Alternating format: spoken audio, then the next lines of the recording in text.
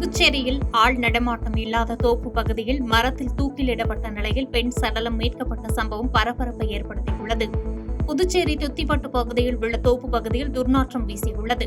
இதனால் அப்பகுதியைச் சேர்ந்த பொதுமக்கள் சிலர் தோப்பு பகுதியில் சென்று பார்த்தபோது அங்குள்ள வேப்பமரம் ஒன்றில் துப்பட்டாவால் பெண் தூக்கிலிட்டவாறு சடலமாக கிடந்துள்ளார்.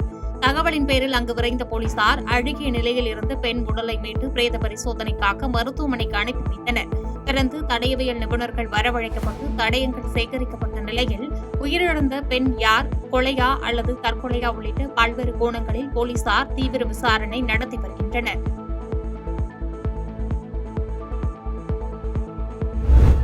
புதுச்சேரி முதலியார்பேட்டை தொகுதிக்குட்பட்ட சுதானா நகர், நயினார் மண்டபம் போன்ற பகுதிகளில் பொதுப்பணித்துறை மூலம் வீடுகளுக்கு விநியோகிக்கப்படும் குடிநீரில் கழிவுநீர் கலந்து துர்நாற்றம் வீசுகிறது.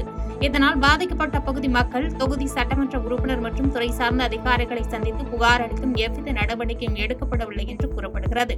இதனால் ஆத்திரமடைந்த அப்பகுதி மக்கள் 50க்கும் மேற்பட்டோர் கழிவுநீர் கலந்து விநியோகிக்கப்பட்ட குடிநீரை கையில் எடுத்துக்கொண்டு பொதுப்பணித்துறை தலைமை பொறியாளர் வீரச்செல்வத்தை முற்றுகையிட்டனர். தொடர்ந்து குடிநீரை அருந்திய சிலர் பாதிக்கப்பட்டு மருத்துவமனையில் சிகிச்சை பெற்று வருவதாக வேதனை தெரிவித்ததோடு உரிய நடவடிக்கை எடுக்க வேண்டும் என்று வலியுறுத்தினர். இதுகுறித்து நடவடிக்கை எடுப்பதாக தலைமை பொறியாளர் உறுதியளித்ததைத் தொடர்ந்து பொதுமக்கள் போராட்டத்தை கைவிட்டனர்.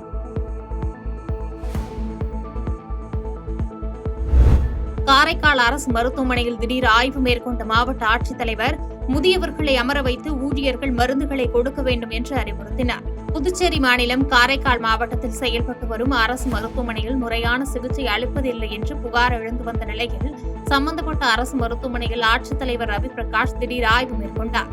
அப்போது மாத்திரைகள் வாங்க முதியவர்கள் வரிசையில் நிற்பதை கண்ட ஆட்சியர் அவர்களிடம் நலம் விசாரித்ததோடு அவர்களுக்கு வழங்கப்பட்ட மருந்து சீட்டுகளை ஆய்வு மேற்கொண்டார். மேலும் நீண்ட நேரம் நிற்பதை கண்ட ஆட்சியர் உடனடியாக மருத்துவர்கள் மற்றும் செவிலியர்களை அழைத்து முதியவர்களை அமர வைத்து ஊழியர்கள் மருந்துகளை கொடுக்க வேண்டும் என்று கடிந்து கொண்டார். தொடர்ந்து மருத்துவமனையில் பல்வேறு சிகிச்சை பிரிவுகளில் 2 மணி நேரம் ஆய்வு மேற்கொண்ட ஆட்சித்தலைவர் அரசு மருத்துவமனையில் பொதுமக்களுக்கு நிலவும் பிரச்சினைகள் குறித்து கேட்டறிந்தார். தேர்தல்களில் போட்டியிடும் வயதை 25லிருந்து 21ஆக குறைக்க வேண்டும் என்று தெலுங்கானா முதலமைச்சர் ரேவந்த் ரெட்டி வலியுறுத்தியுள்ளார். தெலுங்கானா மாநிலம் ஹைதராபாத்தில் பல்கலைக்கழக நிகழ்ச்சி ஒன்றில் கலந்து கொண்டு உரையாற்றிய முதலமைச்சர் ரேவந்த் ரெட்டி 21 வயதில் IAS, IPS அதிகாரிகளாக ஆகிவிடுகின்றனர், மாவட்டங்களில் அதிகாரிகளாகவும் பணியாற்றுகின்றனர் என்று தெரிவித்ததோடு மக்களால் தேர்ந்தெடுக்கப்பட வேண்டியவர்களின் வயது 21ஆக ஏன் இருக்க முடியாது என்று கேள்வி எழுப்பினார். இளைய தலைமுறையின் தலைமை இந்த நாட்டுக்கு தேவை என்று தெரிவித்த அவர் அனைவருக்கும் தரமான கல்வியை வழங்குவதில் தெலுங்கானா அரசு உறுதியாக உள்ளதாக கூறினார். மேலும் தேர்தல்களில் போட்டியிடும் வயதை 25லிருந்து 21ஆக குறைக்க வேண்டும் என்று தெரிவித்தார்.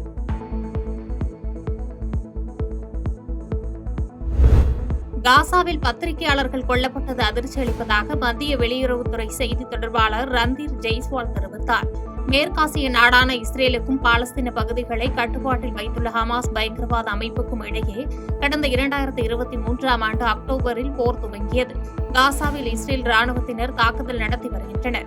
அவ்வகையில் காசாவின் முக்கிய மருத்துவமனை மீது இஸ்ரேல் நடத்திய தாக்குதலில் பத்திரிகையாளர்கள் உட்பட 21 பேர் உயிரிழந்தனர். இதுகுறித்து கருத்து தெரிவித்துள்ள மத்திய வெளியுறவுத்துறை செய்தி தொடர்பாளர் ரந்தீர் ஜெய்ஸ்வால், காசாவில் பத்திரிகையாளர்கள் கொல்லப்பட்டது அதிர்ச்சி அளிப்பதாகவும் மிகவும் வருந்தத்தக்கது என்றும் தெரிவித்துள்ளார்.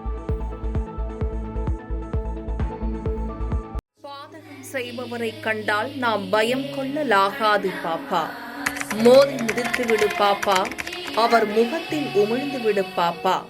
அண்மை செய்திகளை உடனுக்குடன் தெரிந்து கொள்ள இணைந்திருங்கள் எம் நாடு தொலைக்காட்சியுடன்.